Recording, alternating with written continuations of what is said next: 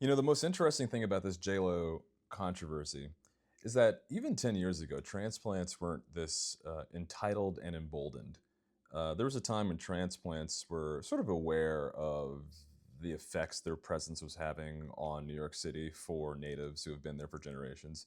They're aware of their contributions to gentrification and displacement. And they were a bit more humble about it. They were a bit more like, hey, just happy to be here and thanks for having us. And yeah, we're going to have a good time. But now there's this new, like, social media driven, insipid vein. I deserve to be here. My dad bought me a condo in Bed-Stuy, so I'm a New Yorker. And before you jump into my comments and give me the, you don't sound like you're from Harlem, I'm a native New Yorker. I was born and raised in Harlem, 147th and Lenox.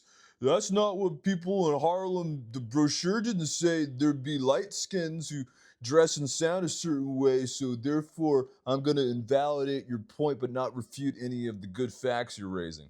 So, spare me. Also went to a private school and grew up in the projects. Everybody hated me.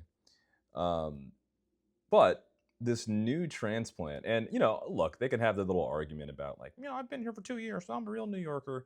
But what's most insidious is this narrative I'm seeing where they're conflating J.Lo's comments as being xenophobic.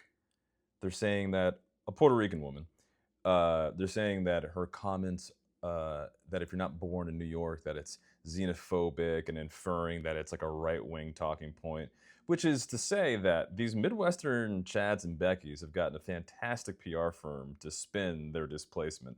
Okay. Um, Because this is what they do. They co-opt and weaponize black and brown struggling in pain and use it to their own benefit. It's like with Black Lives Matter. Black Lives Matter was about black lives for about 45 minutes, and then, white women materialized and were like, pink pussy hats, we have to talk about this now. We're like, hey, wait a minute, I thought we were taking down the system to stop getting shot. Yeah, yeah, yeah. And I don't get paid enough at my six-figure tech job. Pink pussy hat.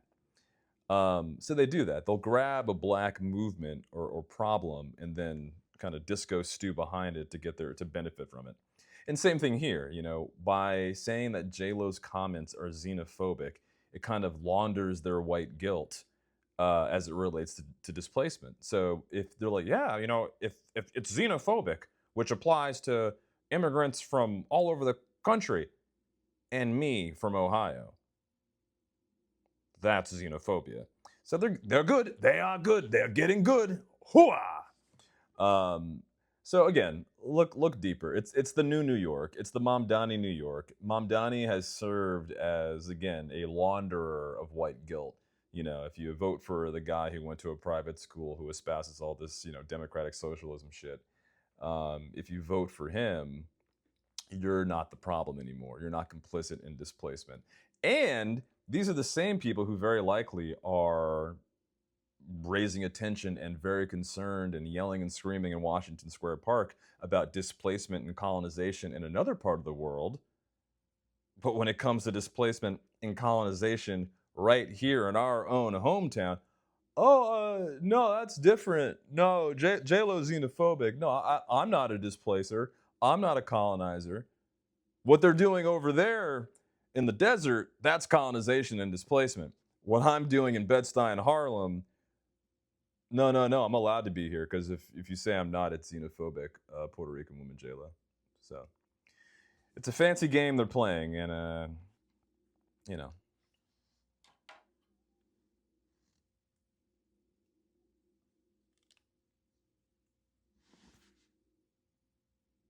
they're good at it.